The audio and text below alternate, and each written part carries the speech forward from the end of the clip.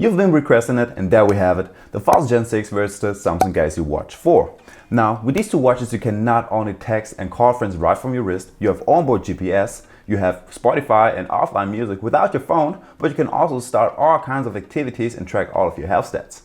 So, my name is Leonard, you're watching a product review, and that's me. So, without further ado, let's start with the video. And the first topic is the navigation on these two watches. Now, as for the navigation, both of these watches have a unique way of going through your different apps, tiles, or even your notifications. On the Galaxy Watch 4, you can either just swipe left, right, up and down, like with all of the other smartwatches, or we can use the rotatable bezel, which we, by the way, only get with the Samsung devices. And by rotating it, we can scroll through our apps, tiles, or the menu, or even your notifications. Whereas with the Fossil Gen 6, you can of course just swipe in each direction, but since we have a rotatable button on the side, we can use that one as well. This one has a little resistance to it, it's very responsive, and it just overall feels very good. Second, the battery life. A crucial point since no one really wants to charge a smartwatch a couple of times a day.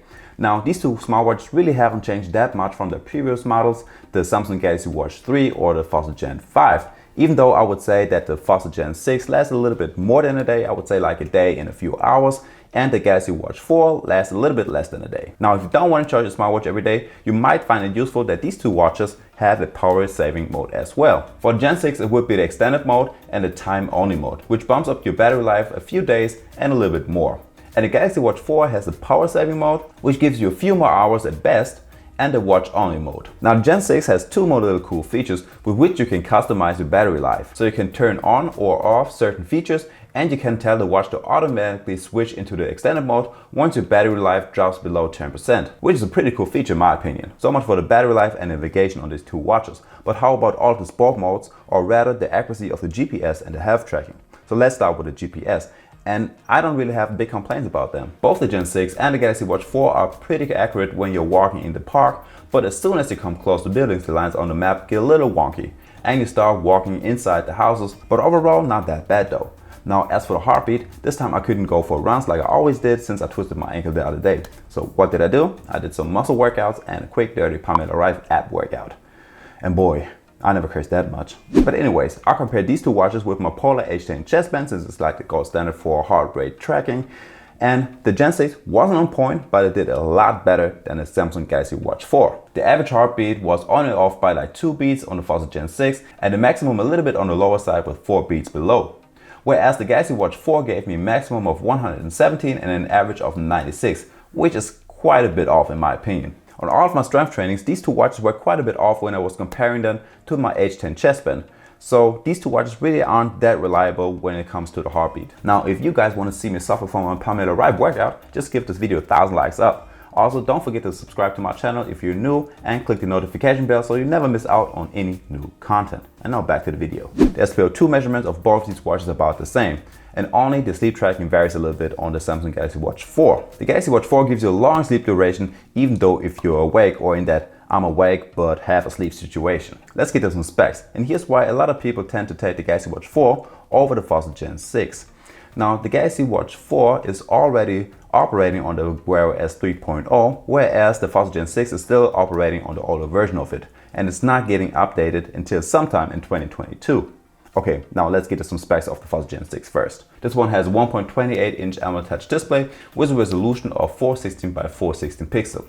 You get 3 physical buttons, which are embedded into a stainless steel case, of which the upper one and the lower one are customizable and can be bound to any app of your smartwatch for a quicker access. This watch fits a 22mm strap, is water resistant up to 3 ATM, so not really suitable for swimming activities, and you have 8 GB of internal storage, so you can download playlists, tracks, and podcasts from Spotify right to your watch. Now, the biggest difference might be that the Galaxy Watch 4 is compatible with Android devices and iOS, whereas the Galaxy Watch 4 is only compatible with Android. Now up to the Galaxy Watch 4. And first I gotta tell you that I'm wearing the Galaxy Watch 4 46mm Bluetooth version, since the specs varies a little bit from size to size. Now this one has a 1.30-inch Super AMOLED touch display with a resolution of 450 by 450 pixels and has a stainless steel case with 2 physical buttons, of which the upper one is customizable. Overall, you have a whopping 16 GB of internal storage. This one is water resistant up to 5 ATM, and you have a whole bunch of sensors like an ambient light sensor,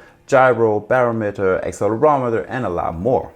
Now, unlike with the Fossil Gen 6, the Galaxy Watch 4 comes in a LTE or Bluetooth version, is a classic or active version, and you have a whole bunch of different sizes for women and men. So what else do we get with these two smartwatches? You can download all kinds of apps from the Play Store like Spotify. If you have a Spotify premium account, you can now download all of your favorite tracks, playlists, and podcasts from Spotify right to your watch, and if you connect it to your earbuds, you can listen to offline music without your smartphone being nearby.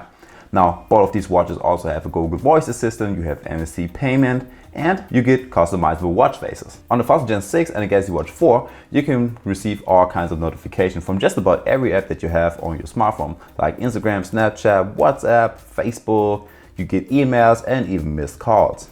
And the cool thing about it is that you can even reply to them and call your friends right from your wrist as well on both of these watches, even though it looks a little bit goofy. Now, one thing that I have not mentioned before is the body composition that we only get with the Samsung Galaxy Watch 4, and no other smartwatch has this feature. All you have to do is put your middle and index finger on the two buttons, and just after a few seconds, the watch tells you things like your fat mass, body fat, BMI, BMR, and your body water. As well as we have an ECG function and a blood pressure measurement. Now, as for the ECG function, that one works just fine in my opinion. All you have to do is put your finger on the top bottom, and after 30 seconds you get your results.